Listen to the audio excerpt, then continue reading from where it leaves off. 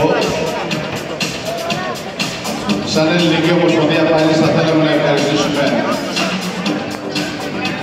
ιδιαίτερα τον Δήμαρχο της πόλης, ο οποίος από ό,τι μου ανέφερε και πριν, πέρασε και εκείνος από τις παλέστρες για κάποιο φεγγάρι και μάλλον γι' αυτό αυτός ήταν και ο λόγος για τον οποίο όταν τον αναφέραμε ότι να κάνουμε στην Καλαμάτα τους αγώνες δεν χρειάστηκε καν να το σκεφτεί.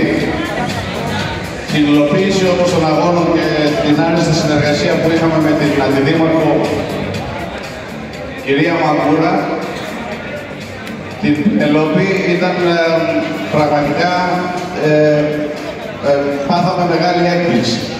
Θα θέλαμε να ευχαριστήσουμε σαν Ελληνική Ομοσπονδία πάλι όλους τους αθλητές και τις αθλήτριες, καθώς επίσης τους γονείς οι οποίοι είναι κοντά και στηρίζουν τους αθλητές.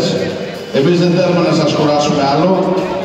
Θα γίνει παράταξη και έπαρση της ελληνικής σημαίας από τους αθλητές Καπανταή, Τσεντίδη, Ντότο, Χατζόπουλο, Ξούρα, Σεραπείου και Μουτουσίδη. Παρακαλώ να περάσουν οι αθλητές για την έπαρση της ελληνικής σημαίας.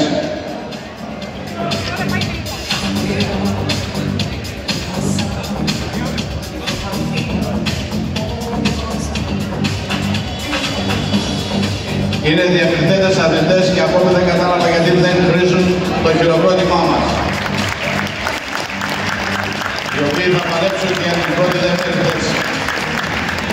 Οι περισσότεροι εξ αυτών.